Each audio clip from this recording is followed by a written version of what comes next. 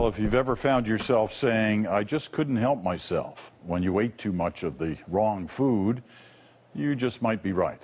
A lot of people put a lot of work into making sure we keep on eating.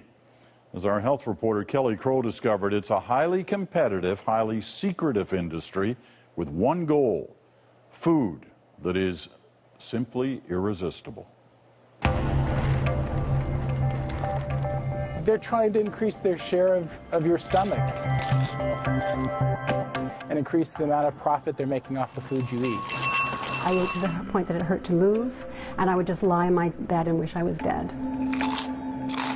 These companies rely on deep science and pure science to understand how we're attracted to food and how they can make their foods attractive to us. There's science behind that crunch. Yogurt feels that way in your mouth for a reason. The food industry is even researching the connection between the taste receptors on your tongue and the corresponding chemical reaction in your brain. The result? Carefully engineered combinations of salt, sugar, fat, and chemicals deliberately designed so you can't eat just one. Michael Moss spent 4 years investigating the science behind processed food. I was totally surprised. I spent time with the top scientists at the largest companies in this country, and it's amazing how much math and science and regression analysis and energy they put into finding the very perfect amount of salt, sugar, and fat in their products that'll send us over the moon. A search through a database of scientific papers and food industry patents reveals the extent of the science behind food engineering. Chemistry, physics, biology, all commandeered into the service of making profitable food. Here's a process for enhancing the cheese flavor without the cheese, where starting materials are proteins and fats, which means the amount of expensive cheese can be reduced substantially. And if they can replicate that chemical reaction that may happen on your tongue or an aroma, they can simulate the taste of something without it being at all real. Bruce Bradley knows firsthand what goes on inside the food industry. A former executive at several large food companies, he's now a writer and industry critic. There were certainly times that I felt uncomfortable or troubled by what I was doing, and I think that's ultimately, one of the reasons why I left the industry. And then you see trends like obesity and health issues that are increasing, mainly driven by the food that we eat. It was hard for me not to just take a more thorough assessment of what I was doing. The food industry is extremely secretive, competitive, and proprietary. It took years and hundreds of interviews before Michael Moss could finish his book. This was like a detective story for me, getting inside the companies with thousands of pages of inside documents and getting their scientists and executives to reveal to me the secrets of how they go at this. What did he find? That the food processing industry rests on 3 pillars: salt, sugar, and fat. Well, these are the holy trinity of processed foods. And again, when they hit the perfect amounts, they call it the bliss point for sugar, the mouthfeel for fat, the flavor burst for salt. They know that their products will be irresistible.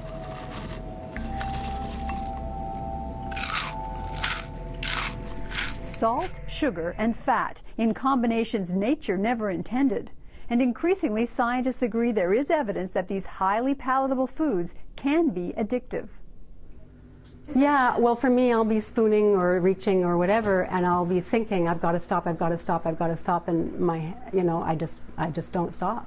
Her name is Pat, and she's a food addict. I was desperate when I was a food addict. It was really, really devastating, and I felt powerless and ashamed, and it was horrible. Her kitchen is a battleground. Every meal a challenge to remember that for her, even a taste of sugar can set her back.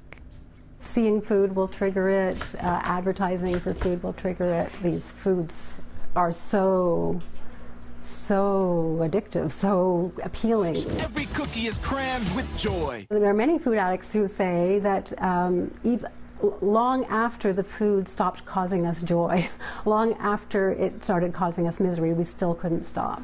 How about one of those chips? Just one. So it becomes hardwired, and it's very hard to overcome. Bet you can't eat just one. And while the industry hates the word addiction more than any other word, the fact of the matter is that their research has shown them that when they hit the very perfect amounts of each of those ingredients, they'll send us over the moon. Their products will fly off the shelf, we'll eat more, we'll buy more, and as they are companies, they will make more money. We're activating those limbic structures. Francis McGlone is a neuroscientist. Brain system. As part of a BBC program, he put a British chef into a brain imaging machine and fed him chili. Every 38 seconds, Ashley had a drop of chili oil squirted on his tongue. And watched as the heat from the chili peppers triggered a release of feel-good chemicals in the brain. The consequence of that low level of pain is that it floods the brain with its own natural opiates. Francis McGlone was a pioneer, one of the first neuroscientists to work in the food industry. He spent 10 years doing neuroscience for Unilever, one of the world's largest food companies. As a basic neuroscientist, I was able to look at the mechanisms that basically drove preference for various types of food.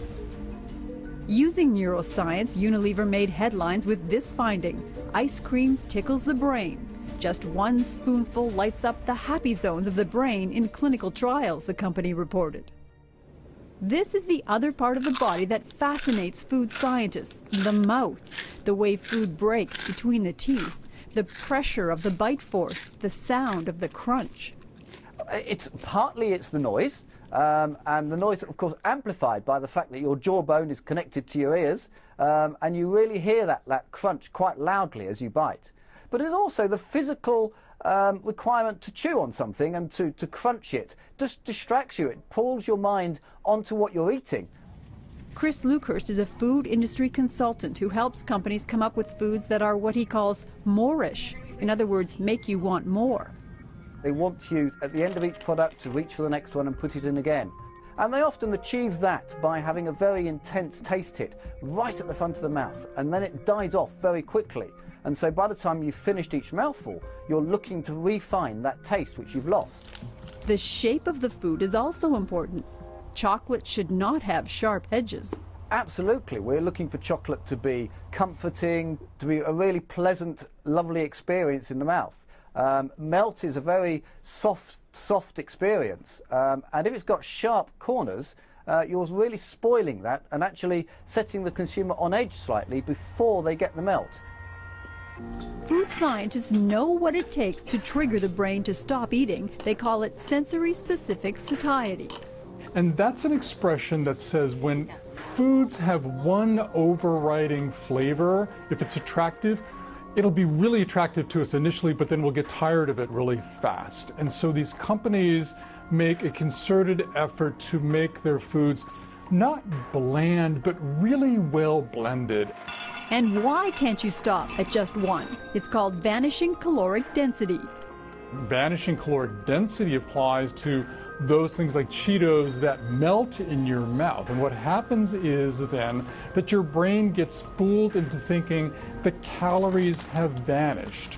And you're much more apt to keep eating before the brain sends you a signal, hey, you've had enough. Welcome to the Sensory Sciences Lab at the University of Guelph. Can one person from each group come here for a minute? This is teaching the students how to set up a sensory test. So all the students in this class are learning the basics of conducting sensory evaluation research, because it's not as simple as eating a food. They're different in ingredients, and what we're looking for is to determine which one is preferred or accepted by people. So in this case, it's actually a different sodium levels. So which one did you like better? I liked the second one better. The salty one? The saltier one, yeah. Because these products must be able to sit on the shelves for months, many of the ingredients have nothing to do with taste, but act as preservatives and chemicals to control the appearance and texture, and a series of ingredients known as flavor enhancers to trick the brain into tasting something that isn't there. There's tremendous amounts of money spent behind creating tastes and smells that feel real, but in reality are completely artificial. Because without flavor enhancement, no one would eat it. It would taste horrible. You would just, you'd want to spit it out. One food company made a special batch of crackers for Michael Moss to taste without any salt at all. It was a god-awful experience tasting those things. Normally, I can eat Cheez-Its all day long, but the Cheez-Its without the salt, I couldn't even swallow them. They stuck to the roof of my mouth.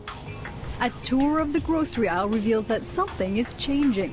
Suddenly, cookies boast health claims. Chips have whole grain and fiber. If the food industry can find a way to market it and make money off of it, I'm sure they will.